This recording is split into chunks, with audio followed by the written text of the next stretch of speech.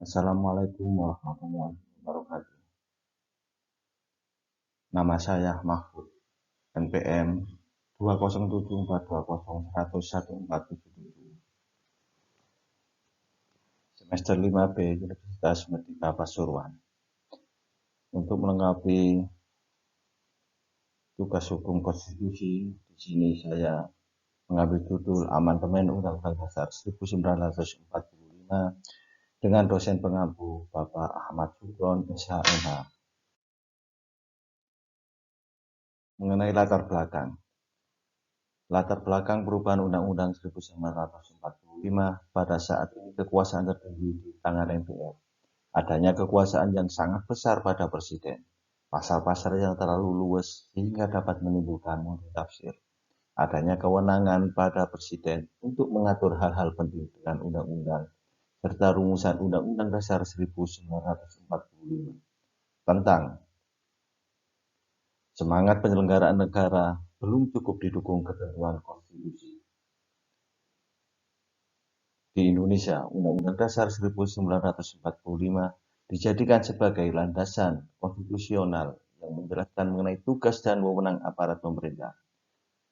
Dan juga Undang-Undang Dasar 1945 sehingga konstitusi dan ciptaan manusia perlu diadakan amandemen atau perubahan untuk pasal-pasal yang kurang sesuai dengan perkembangan zaman. Pengertian amandemen. Secara etimologis, amandemen berasal dari bahasa Inggris amen, yang sering dikenal dengan to make better. Selanjutnya, amandemen berarti suatu hal yang dilakukan untuk perubahan peraturan yang lebih baik. Dalam hal ini, undang-undang tanpa melakukan perubahan apapun mengenai intisari undang-undang yang asli, tetapi hanya memperbaiki dengan menambah atau merinci undang-undang dasar menjadi lebih lengkap dan jelas. Sifat Undang-Undang Dasar 1945. Yang pertama, fleksibel, elastis, dan sipil. Artinya, dapat mengikuti perkembangan zaman, kapan saja dapat berlaku sejak dulu hingga sekarang, dan sampai kapanpun. 2. Rigid, tidak kaku. Artinya, isi batang tubuh Undang-Undang Dasar 1945 dapat diselami setiap warga negara Indonesia secara keseluruhan. Siapa saja menjadi warga negara Indonesia mampu menyelaminya. Yang ketiga, luwes, gemulai. Maksudnya dapat dilakukan oleh setiap warga negara Indonesia di semua tempat dan dapat dipraktekkan. Amandemen pertama.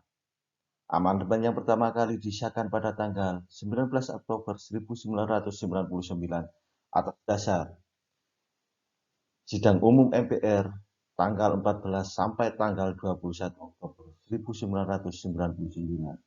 Amandemen yang dilakukan terdiri dari 9 pasal, yakni pasal 5, pasal 7, pasal 9, pasal 13, pasal 14, pasal 15, pasal 17, pasal 20, dan pasal 21.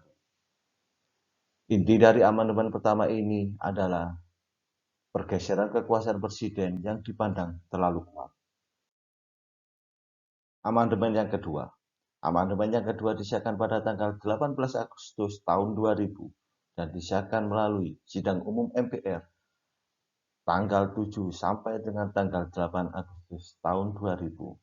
Amandemen dilakukan pada 5 bab dan 25 pasal. Amandemen yang ketiga. Amandemen ketiga disahkan pada tanggal 10 November tahun 2001 dan disahkan melalui ST-MPR tanggal 1 sampai dengan tanggal 9 November tahun 2001. Perubahan yang terjadi dalam amandemen ketiga ini terdiri dari 3 bab dan 2 pasal. Berikut detail dari amandemen yang ketiga.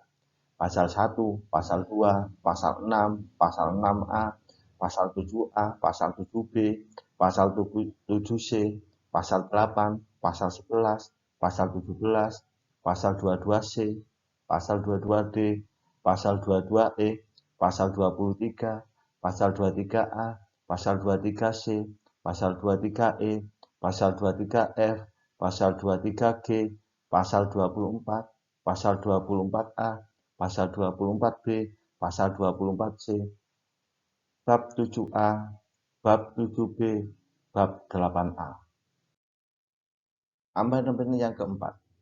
Secara amandemen Undang-Undang Dasar 1945 yang terakhir ini disahkan pada tanggal 10 Agustus tahun 2002 melalui SDMPR tanggal 1 sampai dengan tanggal 11 Agustus tahun 2002. Perubahannya terjadi pada amandemen keempat ini terdiri dari 2 bab dan 13 pasal, yakni pasal 2, pasal 6A, pasal 8, pasal 11, pasal 16, pasal 23B, pasal 23D, pasal 24, pasal 31, pasal 32, pasal 33, pasal 34, pasal 37. Bab 13. Bab 14. Adapun tujuan amandemen Undang-Undang Dasar 1945 yakni untuk menyempurnakan Undang-Undang Dasar mengenai tatanan negara, kedaulatan rakyat, hak asasi manusia, pembagian kekuasaan, kesejahteraan sosial, eksistensi negara demokrasi, dan negara hukum, serta hal-hal lain sesuai dengan perkembangan aspirasi dan kebutuhan bangsa dan sudah ada agar tetap sesuai dengan perkembangan zaman. Adapun amandemen yang dilakukan bertujuan untuk membawa bangsa ini menuju perubahan yang lebih baik lagi di berbagai bidang dengan senantiasa selalu memperhatikan kepentingan rakyat. Adapun alasan amandemen Undang-Undang Dasar 1945 yaitu 1. Karena Undang-Undang Dasar 1945 merupakan hukum dasar tertulis yang dijadikan landasan dalam penyelenggaraan negara, maka harus sesuai dengan aspirasi tuntutan kehidupan masyarakat Indonesia. Mengingat kehidupan masyarakat Indonesia yang selalu tumbuh dan berkembang sesuai dengan peradaban manusia pada umumnya, maka Undang-Undang Dasar 1945 diamandemen oleh MPR. Perubahan Undang-Undang Dasar 1945 memiliki arti yang sangat penting dalam kehidupan bangsa Indonesia. Yang kedua, karena menghilangkan pandangan adanya keyakinan bahwa Undang-Undang Dasar 1945 merupakan hal yang sakral, tidak bisa diubah, diganti, dikaji mendalam tentang kebenaran seperti doktrin yang ditetapkan pada masa Orde Baru. Karena perubahan Undang-Undang Dasar 1945 memberikan peluang kepada bangsa Indonesia untuk membangun dirinya atau melaksanakan pembangunan yang sesuai dengan kondisi dan aspirasi masyarakat. Demikian presentasi dari saya. Saya ucapkan terima kasih. Semoga bermanfaat untuk semuanya. Saya akhiri. Wassalamualaikum warahmatullahi wabarakatuh. Salam sehat selalu.